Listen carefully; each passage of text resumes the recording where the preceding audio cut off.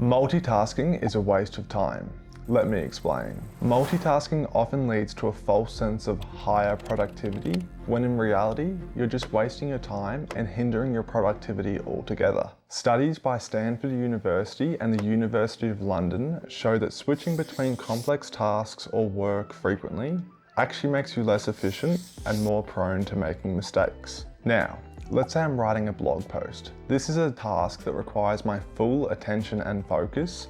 I wouldn't be able to write an email or a to-do list at the exact same time. This is because each of those three separate tasks are complex in their own ways and require full focus in getting each of them done. While I can technically switch back and forth between the tasks and multitask, it can confuse my brain and take an adjustment period before I'm at full focus again. This adjustment period is actually where multitasking fails and hinders your performance altogether. You might be thinking, now hold on, I can multitask, like watching TV and cooking dinner, but these are routine tasks that don't require as much focus.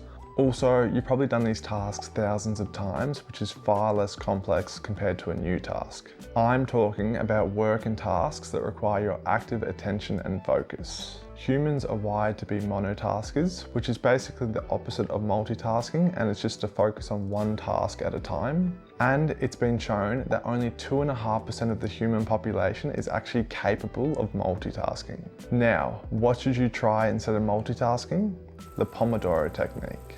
Created by Francesco Cirillo in the late 1980s, the Pomodoro technique is a time management method that's been used for decades. The Pomodoro technique is where you choose a task, set a 25-minute timer, and work on the task until the timer goes off. After the timer has ended, you take a short 5-minute break. This 30-minute process is called a Pomodoro.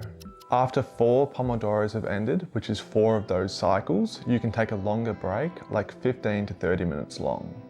This technique works so well because it forces you to focus on one task at a time, and the timer provides a sense of urgency to complete the task as quick as possible. The 5-minute break gives your mind a chance to relax and not feel so burnt out. Additionally, the timer also provides a chance to cross over into a new task after you've completed the old one. There are apps like Focus Keeper, which automatically create Pomodoro timers for you. They also track them for you and you can see how many you've done throughout the day. Now, let's say that you have a task or project that will easily take you 2.5 hours to complete, or 5 Pomodoros. Instead of randomly trying to complete it, you should set actionable steps for each Pomodoro that will really help you to achieve it in the time frame given. Let's say that a blog post will also take me 2.5 hours to write. For the first Pomodoro, I'd research titles, headings, and subheadings needed. I'd also write the meta description and include categories and tags. In the second Pomodoro, I'd write the introduction and the first main body paragraph. For the third section, I'd write the second to the fourth main points and answer questions necessary. In the fourth Pomodoro, I'd write the conclusion and find relevant images for the blog post. For the final section, I'd reread and put the blog post into Grammarly and include relevant links needed, and then I'd post the article. And just like that, I've broken a 5 Pomodoro blog post into 5 actionable steps that I can take. You can apply this exact same principle to any single work or task needed. In addition to the Pomodoro technique, here are 4 ways you can maximize your productivity in the 25-minute segments. Number 1 is to turn off all your notifications. I like to set my phone into Do Not Disturb as it eliminates most notifications. You can also edit the setting to make sure you still receive texts and phone calls from important people.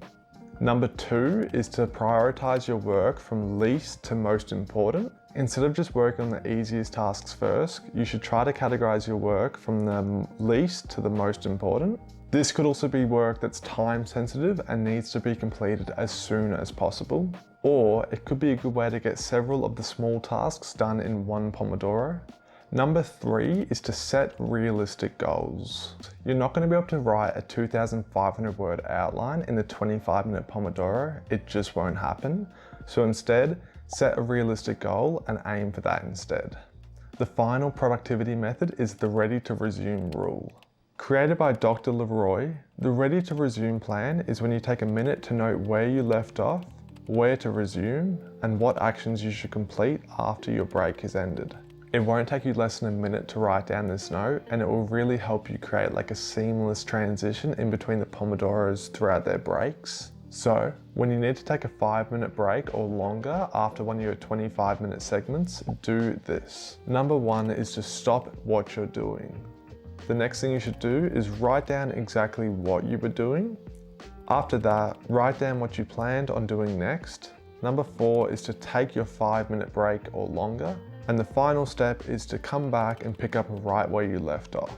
It's as simple as that and will be especially helpful to beginners who are new to the Pomodoro technique.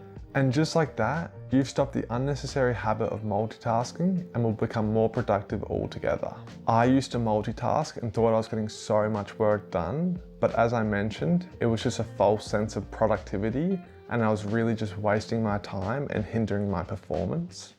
While this isn't a productivity habit that will work for everyone, the Pomodoro technique really reminds you to take breaks in between your work, as it will be more beneficial to your performance and productivity in the long run. Also, remember, it takes 66 days for a new habit to form, so keep on persevering with the Pomodoro technique until you get the hang of it.